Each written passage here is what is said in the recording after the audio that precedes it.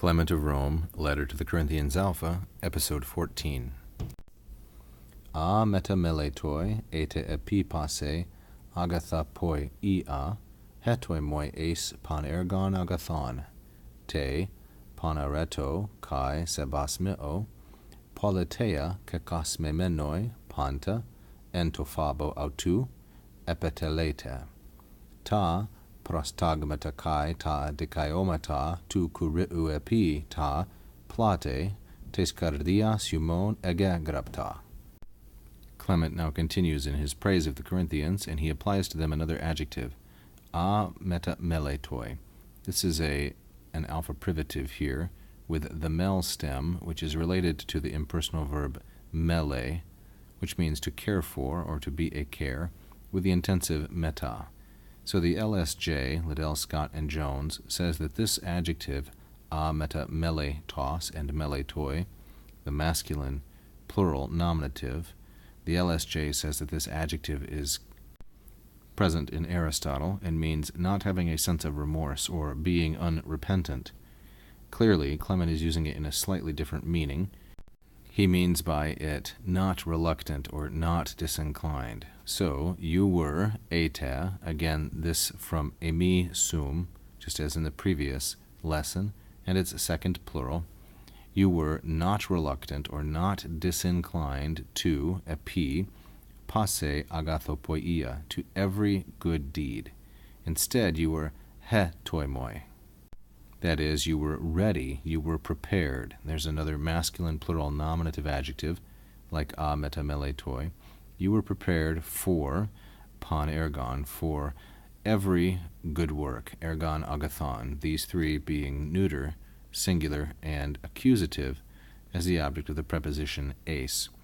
And the editors tell us, quite obviously, that this expression of Clement, this particular phrase, hetoi moi eis pan ergon agathon, this is reminiscent of Titus 3:1, as you can see here, which I have excerpted from the Nestle-Aland edition of the New Testament.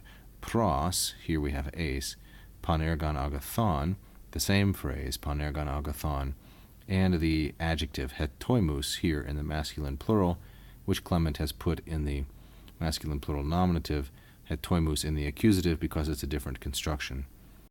Clearly, Clement is quoting Paul from Titus 3, and he's quoting him from memory, changing only the order of the words and one of the prepositions. He continues with these datives, te panareto kai sebasmio politea. These are feminine singular dative, datives of instrument or means, dependent on the participle kekasmemenoi.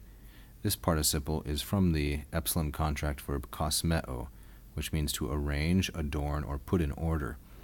Because of the reduplication and the lack of a thematic vowel here, we can see that this is a perfect participle, and in fact it's perfect passive. So when you were adorned, or you were decorated by panareto, every virtue, pan and arete, and by a sebasmio, a holy or righteous politea, way of living. So panareto and sebasmio are both adjectives, by an all-virtuous and a holy manner of living. Politea, this is the same word, of course, the title of Plato's most famous work, The Republic. It means the way a person ought to live. So, because you were adorned in that way, all things, entophabo autu, in the fear of him, meaning of God, you were doing, you were completing. This is the epsilon contract verb, epiteleo, and here it is in the imperfect indicative active, second plural. See, the circumflex there shows us it's a contraction. You were doing all things in the fear of God.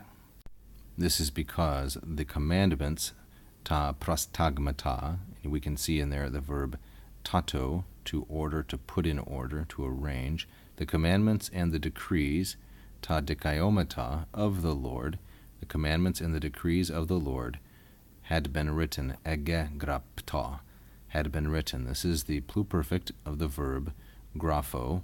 We can see the augment, the reduplication, the fifth principal part, and the secondary ending.